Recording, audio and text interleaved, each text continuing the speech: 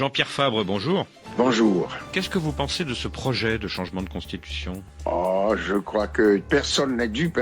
Tout le monde a bien compris que M. Faure-Gnassingbé essaye de trouver un subterfuge qui lui permet d'échapper à la limitation des mandats. Il veut rester au pouvoir indéfiniment. C'est triste qu'après 20 ans, il se livre à ce jeu-là. Et puis, dans cette affaire, personne ne se préoccupe de ce que pense le peuple togolais. Je pense que le Togo est devenu le champ d'expérimentation d'une poignée d'affairistes africains qui se réclament du panafricanisme et qui, à mon sens, ont trouvé un chef d'État opportuniste pour appliquer leurs thèses qui lui conviennent pour rester au pouvoir ad vitam aeternam.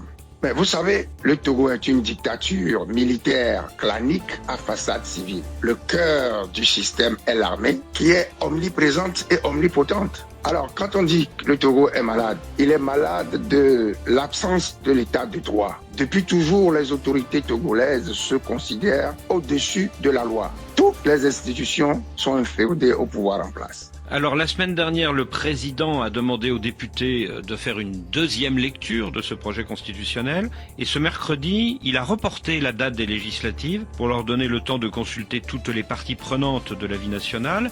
Est-ce que ce n'est pas un geste d'ouverture ? Non, mais quand on a écouté M. Bawara hier, on comprend qu'il dit qu'ils veulent consulter le peuple, mais dans le même temps, il affirme qu'il ne s'agit pas de revenir sur le vote du changement de constitution. Alors je dis simplement, il raisonne à l'envers. C'est avant de voter la modification constitutionnelle, surtout s'il s'agit d'un changement de régime, qu'il faut lancer un grand débat dans tout le pays. Car les députés, à mon sens, ils représentent le peuple, mais ils ne remplacent pas le peuple. Les députés ne décident pas à la place du peuple. Et donc je dis, on raisonne à l'envers, car ce n'est pas la queue qui remue le chien, mais c'est le chien qui remue la queue, comme le disent les anglo-saxons. Si le bureau de l'Assemblée nationale vous propose un rendez-vous, Jean-Pierre Fabre, pour discuter de ce projet constitutionnel, est-ce que vous irez ou pas à ce rendez-vous ? Je ne peux pas le dire quand je connais le sort qui est réservé aux discussions du cadre permanent de concertation CPC. Alors, quand on voit tout ça, leur vision d'une concertation, c'est toujours imposer leur position. Donc, je ne vois pas très bien l'intérêt d'une concertation, puisque M. Bawara a dit hier qu'il ne s'agit pas de revenir sur le vote. Pour nous, il s'agit simplement de retirer le test. C'est de ça qu'il s'agit. Dès le début, en ce qui nous concerne, nous avons entrepris une série d'actions au plan diplomatique, international et sous-régional dans plusieurs pays de la CEDEAO et également auprès de l'institution CEDEAO. Nous estimons que les pères de M. Faure-Gnassingbé, qui lui ont sauvé la mise en 2017-2018, devraient lui faire entendre raison. Et puis au plan judiciaire, nous avons des actions en prévision dans les juridictions de la sous-région et même continentale. Donc a priori, si on vous propose un rendez-vous à l'Assemblée nationale, vous n'irez pas ? Vous savez, nous avons un parti qui fonctionne de manière tout à fait démocratique. La question sera soumise aux instances dirigeantes de l'ANC et puis nous aviserons. Mais je pense qu'il n'y a pas beaucoup de chance. Ce qui nous intéresse, c'est le retrait pur et simple de ce test. Si on va semer la confusion en se prêtant à ce jeu-là, après on nous dira, on a consulté, ils étaient tous d'accord, et puis c'est tout. Mais c'est ce qu'ils font habituellement. Mais si vous refusez de dialoguer, est-ce que vous ne craignez pas qu'on dise que vous êtes dans une logique d'obstruction ? Ça ne nous émeut pas si on nous accuse de faire du blocage, surtout par rapport à ce qu'ils viennent de faire. Un changement de régime dans l'ignorance du peuple. Si ces gens-là veulent nous accuser, nous sommes prêts à prendre toutes les accusations. Sur le fond, Jean-Pierre Fabre, il est prévu donc de passer à un régime parlementaire où le nouveau chef de l'exécutif, le président du Conseil, sera élu par les députés, comme en Allemagne, en Italie ou en Grande-Bretagne, et ces trois pays sont des démocraties. Est-ce que ce n'est pas une occasion de donner plus de pouvoir au Parlement togolais et de créer peut-être les conditions d'une alternance démocratique ? Pas du tout. Il ne faut pas se montrer naïf pour croire que ce qui les intéresse, c'est la démocratie. Ils ne respectent jamais les lois qu'ils se donnent eux-mêmes. Ce n'est pas la nature du régime qui est le problème au Togo. Le problème du Togo, c'est la gouvernance politique.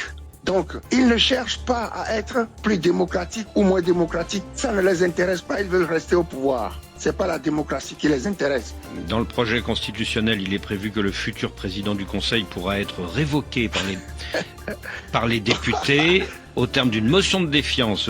J'entends que vous riez, mais n'est-ce pas tout de même un gage de démocratie? Non, pas du tout. Le gage de démocratie serait d'abord, si l'on veut choisir le régime parlementaire, mettre en place un découpage électoral sérieux, équitable. Pas un découpage qui instaure plusieurs catégories de citoyens où certains sont supérieurs à d'autres. Non, d'abord que les élections aient un sens.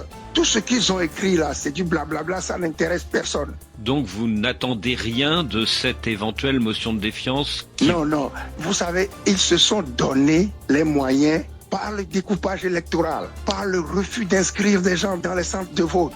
Ils se sont mis en situation de remporter les élections et continuent de faire en sorte que les élections au Togo ne soient pas une compétition, mais une formalité. Le reste est du blablabla.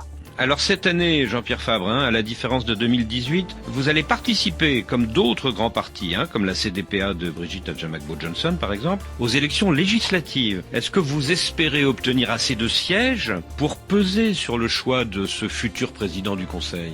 J'espère qu'ils ne passeront pas outre l'indignation du peuple pour aller vers ce système. Parce que nous allons demander au peuple de défendre sa constitution qu'elle s'est donnée en 92 et de lutter contre la violation de la constitution. Nous allons combattre.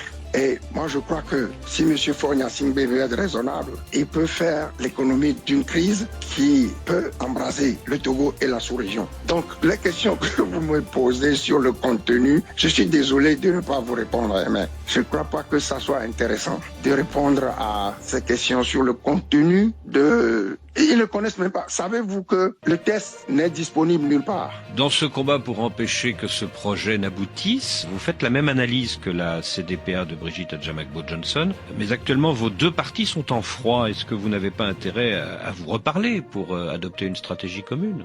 Vous savez, nous discutons régulièrement avec des partis de l'opposition. Mais avec eux, on verra bien. Mais pour le moment, nous sommes en froid, c'est connu. Parce que ce qui s'est passé est d'une extrême gravité. Et je dis que la délivrance du Togo ne passe pas nécessairement par l'humiliation de Jean-Pierre Fabre et de l'ANC. Lorsqu'il y a rupture de confiance, qu'est-ce que vous voulez faire? La confiance, elle ne se décrète pas. On veut bien travailler, mais si je n'ai pas confiance, est-ce que c'est efficace? Donc pour l'instant, pas de rapprochement. Pour l'instant, malgré la situation. Mais on verra bien. On verra bien. Jean-Pierre Fabre, merci.